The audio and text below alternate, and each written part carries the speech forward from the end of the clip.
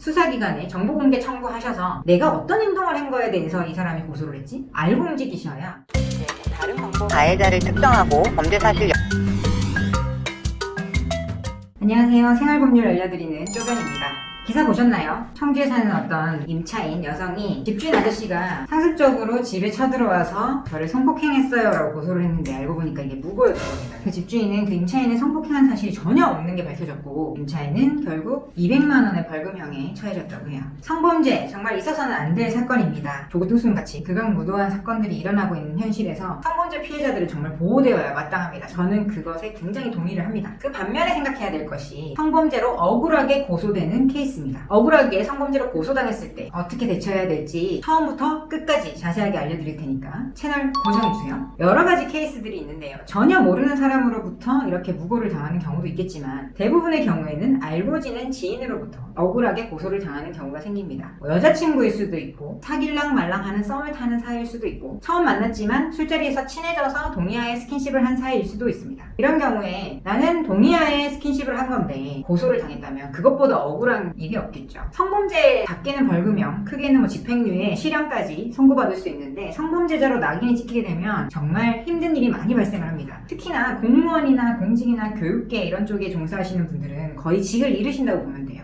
심지어 유죄 판결이 난 게 아닌데 단순히 수사가 개시됐다는 사실만으로도 계약직의 경우에는 계약을 파기당할 수도 있습니다. 작게는 벌금형이라도 유죄 판결을 받게 되면 성범죄자 명단에 등록되게 됩니다. 이게 공개되지 않는 결정은 받을 수 있지만 명단 자체는 유지가 돼요. 그러니까 수사기관에서는 이 부분을 알고 있다는 거죠. 그래서 연락처가 바뀌거나 주소가 바뀌면 경찰서에 신고하셔야 되고요. 그리고 기혼자의 경우에는 배우자가 알게 될 경우에는 거의 혼인이 파탄날 정도의 아주 큰 일이 벌어지기도 하겠죠. 물론 잘못하신 분들은 반드시 벌을 받아야 합니다. 그런데 나는 전혀 잘못하지 않았는데 억울하게 성범죄자가 되시면 안 되겠죠. 어떻게 대처를 해야 되는지 설명을 드리겠습니다. 우선 경찰에 고소가 되었다라는 연락을 받으시면 바로 변호사에게 상담을 받길 바랍니다. 사건 초기부터 대응이 굉장히 중요하기 때문입니다. 나는 아무 잘못도 하지 않았으니까 떳떳해 가서 내가 억울한 사정을 말하면 수사기관에서 알아서 무혐의 결정을 내려줄 거야 라고 보통은 생각을 하시는데 그렇지 않아요. 현실은 수사기관에서는 피해자가 피해를 당했다고 고소를 한 상황을 접수한 다음에 사건을 진행하기 때문에 고소를 당하신 분이라면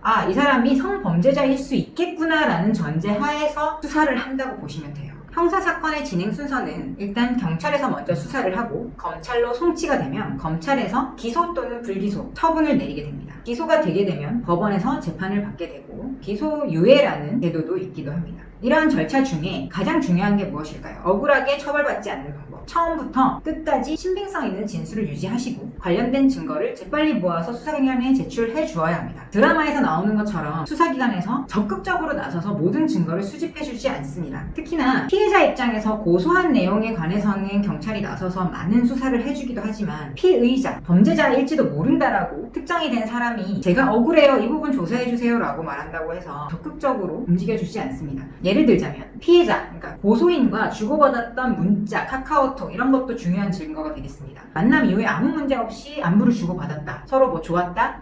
다음에 또 보자. 라는 그런 대화를 나눴다는 것은 성범죄가 없었다라는 것을 입증할 수 있는 증거가 충분히 될 것이고 만약에 모텔에 가셨다. 그러면 모텔 입구 CCTV 같은 것을 빨리 확보해달라고 경찰에 요청을 하셔야 됩니다. 내가 술에 취해 쓰러진 여성을 정신이 잃은 상태로 이렇게 업고 간 것이 아닌 이상 여성과 같이 손을 잡고 들어갔다든지 그 여성이 직접 숙박비를 결제했다든지 하는 증거들은 무죄를 입증할 때 아주 중요한 증거가 될 수 있습니다. 고소인 쪽에 함부로 연락하시는 건 권해드리지 않아요. 고소인 쪽은 일단 고소를 했기 때문에 우리가 다시 연락을 한다고 해서 쉽게 고소를 취하할 리도 없을 뿐더러 연락을 하시는 행위 자체가 2차 가해다라고 해서 추가적으로 고소를 당하실 우려도 있고 그 고소인에게 대화를 나누는 도중에 어떤 식으로라든 간에 사과라든지 일말의 사건을 빨리 해결하기 위해서 무마하기 위한 어떤 용서를 구하는 행동들도 사실은 유죄를 짐작케 하는 정황 증거로 쓸 수 있기 때문에 그 부분은 함부로 연락하시는 건 권해드리지 않아요. 억울하다라고 생각되는 모든 사정을 일목요연하게 시간 순서대로 일어났던 사건들 그대로 정리를 해보셔야 됩니다. 몇 월 며칠 몇 시에는 어떻게 있었는데 누구와 누구가 그 자리에 있었는데 자리 위치는 어땠고 내가 그 상황에서 어떤 말을 했더니 상대방이 어떻게 대답을 했고 물론 생각이 잘 안 나실 수는 있겠지만 꼼꼼하게 그때 찍었던 사진이라든지 주고받았던 메시지라든지 구글 요새 동선 같은 거 많이 나오잖아요. 그리고 결제했던 카드 결제 내역 같은 것들을 참조해서 사건 당시에 일어났던 앞뒤 정황 시간 순서대로 잘 정리를 해보시기 바랍니다. 수사기관에 정보공개 청구하셔서 고소된 내용이 어떤 내용인지를 파악하시는 게 중요합니다. 내가 어떤 행동을 한 거에 대해서 이 사람이 고소를 했지? 알고 움직이셔야 방어권 행사에 유리하게 진행하실 수가 있습니다. 첫 조사가 매우 중요한데요. 첫 조사에서는 이미 고소인부터 먼저 조사를 마친 상태이기 때문에 경찰 수사관이 고소인의 말에 따라서 질문을 하고 우리의 혐의를 잡아내기 위한 수사를 진행을 합니다. 그때 변호사 동석하에 진행을 하시게 되면 좀 더 긴장이 풀리고 우리가 하고 싶은 말을 자유롭게 하실 수가 있겠죠. 물론 혼자 조사를 받으신다 하더라도 미리 변호사의 자문을 받고 조사를 받게 되시면 경찰이 묻는 말에 내가 어떤 말을 해야 이 부분을 내 혐의를 벗을 수 있다는 것을 구체적인 가이드라인을 알고 들어가실 수 있으니까 그렇게 하시는 것을 강력히 추천드립니다.